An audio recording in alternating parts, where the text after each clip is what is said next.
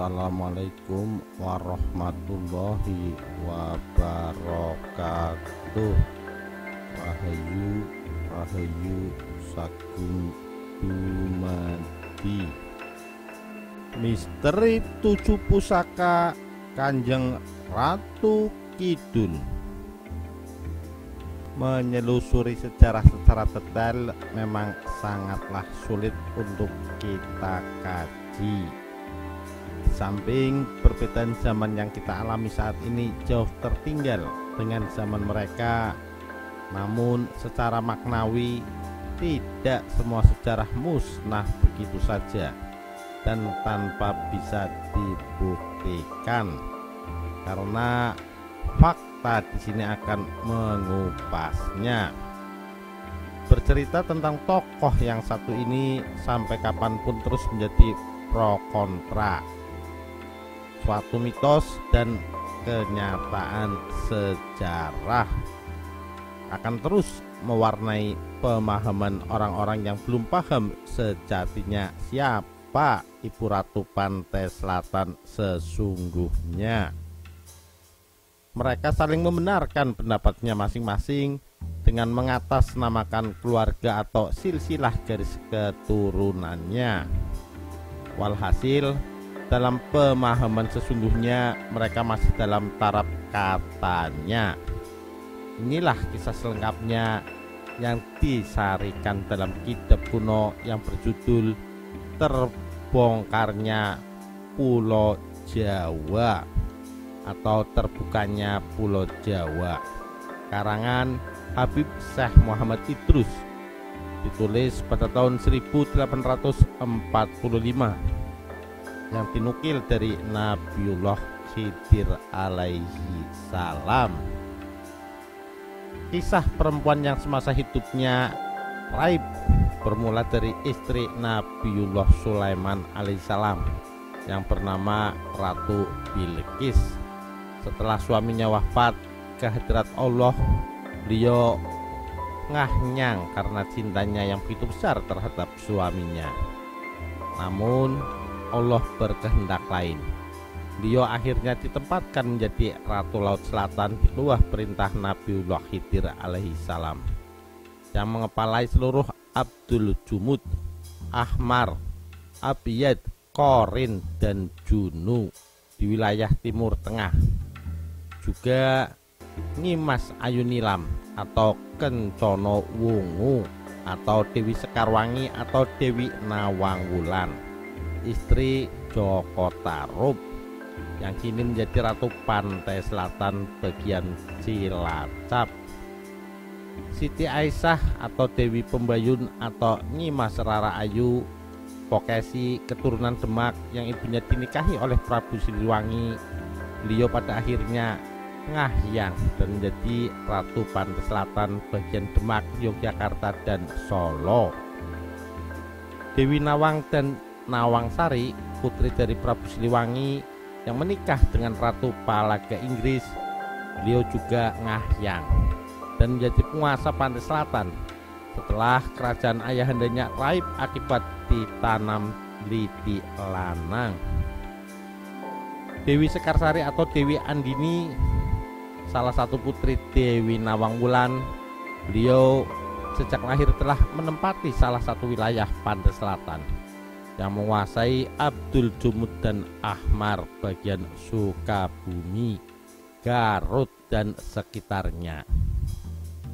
Dalam hal ini, misteri tidak membedakan secara detail tentang sejati diri mereka, namun hanya menceritakan perjalanan 7 tombak yang pernah menjadi bagian dari hidup Dewi Nawangwulan, putri dari Prabu Siliwangi, yang kini telah diwariskan pada manusia bumi. Secara rinci, 7 tombak yang dimaksud dalam kisah kali ini punya nama dan gelar sebagai berikut. 1. Tombak Cakra Langit atau tombak kesyahidan. Motif lurus dengan kinatah emas murni berbentuk jangkar melingkar. Di tengah badan menjulang 4 tombak kecil melingkari kepala dengan kinatah berlian diamond memutar. Tombak ini diberikan kepada Kanjeng Sunan Kalijogo untuk melawan kesaktian Prabu Siliwangi atas perintah Prabu Panatagama Tajuddin Syarif Hidayatullah atau Sunan Gunung Jati dalam penyebaran agama Islam. Dan tombak ini sebagai cindera mata perkawinannya dengan Nawang Wulan dengan Sunan Kalijogo. Silsilah tombak cakra langit akhirnya turun-temurun diwariskan kepada Ahlul Khosois, diantaranya Kutub Abdal Syekh Malaka Tajuddin, Makassar Kutub Muqayyad Syekh Hasim bin As'ari, Aceh yang diturunkan kepada muridnya Ahmad Suyuti bin Jamal, Kalimantan Qutbul Autad min Sumhur Ulama, Ki Tolha Kalisapu, Mbah Hamid, Ki Panjul, dan kini berada di tangan min ahlil Qurbatul Wilayah Syariatul Khotam. Namun sayang tidak boleh dipublikasikan. 2. Tombak Punjul Wilayah atau tombak Antakusumo. Tombak ini diberikan kepada putrinya Andini sebagai lambang dari tahta istananya, yang di kemudian hari diberikan kepada suaminya Dampu Awuk Gunung Sembung, lalu diturunkan kepada putra anandanya yang bernama Raden Said atau Pangeran Lung Bendajaya Negoro. Dari Raden Said akhirnya berpindah tangan karena dicuri oleh segerombolan aliran hitam yang mengatasnamakan perguruan Kijang Kencono yang dikepalai oleh murid sakti Pangeran Ambusono, Weleri Jawa Tengah. Baru setelah 20 tahun di tangannya, tombak Panjul akhirnya dimiliki seorang pertapa sakti, Buyut Ajigung Ajiguno, setelah adu kesaktian. Kisah tombak ini turun-temurun dijaga oleh sebagian bangsa Hindu dan pada akhirnya raib di hutan Banyuwangi, Jawa Timur. Dan baru setelah seorang waliullah Kamil, Mbah Hafidz, yang berasal dari Timur Tengah menduduki wilayah tersebut, akhirnya tombak Punjul Wilayah tetap terjaga. Ini tombak Punjul masih dijaga oleh muridnya yang bernama Ki Panjalu Pati Jawa Tengah.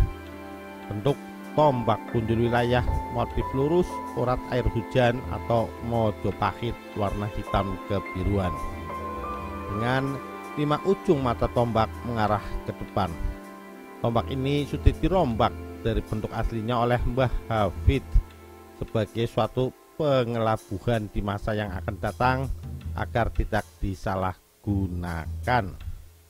3. Tombak Panatagama atau tombak Raja Maimun, pemberian dari Sultanul Jin Maimun Indramayu.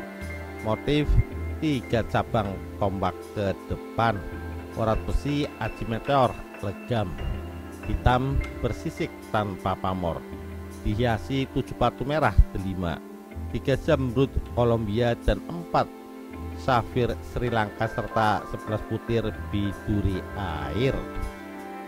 Silsilah tombak ini misteri, hanya kedapatan 4 orang dan lainnya tidak diketahui, yaitu Syekh Abdullah Al-Fanani min Rijalullah, Syekh Qasim Al-Jawi, Syekh Mudaim, dan Kitoha Tegal Gubuk. 4. Tombak Cemeti Rasul atau tombak alam jagat raya. Tombak ini bermula dari pemberian Rasulullah berupa cemeti panjang atau besi panjang yang diberikan kepada Nabiullah Khidir alaihissalam sewaktu di Beat Maqamul Adzam di Alamus sama tingkat 6, yang kemudian diberikan kepada Dewi Nawang Wulan sewaktu di Beat Sahadatiyah oleh ahli rijal bangsa Rububiyah Ahlul Bari.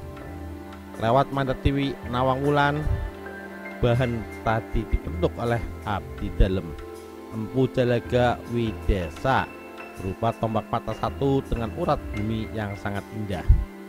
Baru di saat kota Cirebon diserang oleh pasukan Tamtama Leumunding, tombak ini diserahkan kepada Syekh Magelung Sakti sebagai benteng pertahanan paling kuat kota pesisir. Lalu 7 tahun setelah itu tombak tadi diserahkan kepada Andika Syekh Muhyi Pamijahan atas ilafat Syekh Sanusi Gua Gunung Mujarrob yang menyatakan sudah waktunya berpindah tempat. Dari Syekh Sanusi, tombak Cemeti Rasul akhirnya dirubah bentuk menjadi sebatang keris Budo Madyo kuno dengan urat alami jagat raya yang selalu menitikkan air di sela uratnya. Cara perubahan keris ini menurut pandangan Syekh Sanusi sebagai lambang penyatuan antara Islam dan kejawen yang diajarkan bangsa Waliullah pada masa itu. Sarung kerisnya dibuat dari kayu kaukah dengan dihiasi 21 batu merah delima, 41 zamrud Kolombia, 17 sapir Birma, 70 berlian putih, dan 4 pink sapir Sri Lanka. Pada tahun 1961, keris ini diberikan kepada Habib Muhammad bin Khodori Magelang atas hawatif yang diterimanya untuk mengambil secara langsung di dalam Goa Gunung Mujarrob, Tasikmalaya, Jawa Barat. Dan pada tahun 1998 sebelum dia wafat, keris ini diberikan kepada Habib Syekh Arbaatul Amadu atas mandat langsung dari Syekh Sanusi. Kelebihan dari wujud keris ini tidak bisa difoto dengan kamera digital maupun otomatis lainnya. Kini keris Cemeti Rasul sedang dipinjam oleh Ahlullah Qutbul Mutlak Habib Ali bin Ja'far Alawi Arab Saudi. 5. Tombak Karara Rekso, tombak derajat. Motif bergerigi dengan cabang berantai lebih dari 10. Warna putih gading dengan bentuk tumpul, memancarkan cahaya putih kehitaman. Tombak ini hasil Riyado Dewi Nawang Wulan sendiri sewaktu masih menjadi murid Ki Ageng Suryo Pangeran Kunjung Anggah Buana atau Ki Buyut Trusmi. Bahan yang dimiliki tombak ini berasal dari kembang pinang yang sudah membatu. Kisah tombak Karara Rekso selalu muncul sewaktu-waktu di saat menjelang pemilihan presiden. Dan kini tombak tersebut masih terpelihara di alam Istana Goib Laut Selatan. 6. Tombak Karara Mulyo atau tombak Mangku Mulyo. Tombak ini tidak diketahui pembuatnya. Hanya saja setelah dipegang Dewi Nawang Wulan, tombak ini dihadiahkan atas perkawinan putrinya yang bernama Nyimas Anting Retno Wulan untuk suaminya Pangeran Jaladara, putra Kyai Ageng Bintoro Kejuden.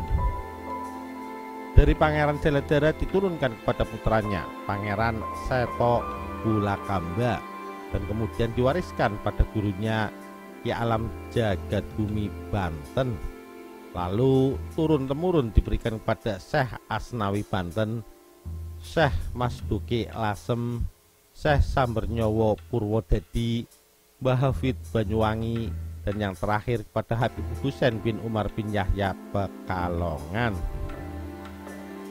Asli dari bentuk tombak Karara Mulyo, di setiap ujung sampai pangkal bawah beruji sangat tajam seperti mata kail pancing. Namun demi menjaga kelestarian dari keberadaan tombak fenomenal ini, akhirnya Habib Husain merombaknya seperti yang Anda lihat saat ini. 7. Tombak Tulung Agung atau tombak Sabta Jati. Tombak ini diwariskan secara langsung dari tangan Dewi Nawang Wulan sebagai tanda terima kasihnya atas keluhuran derajat Habib Husain yang mau menyelamatkan bumi Pekalongan dari amukan tsunami hingga tidak sampai terjadi. Kisah ini terjadi pada tahun 1998 bulan Februari, tepatnya Selasa Kliwon. Kini tombak tersebut dirubah sedikit dari bentuk semula yang aslinya seperti segitiga menjadi tombak lurus dengan pahatan panel bunga.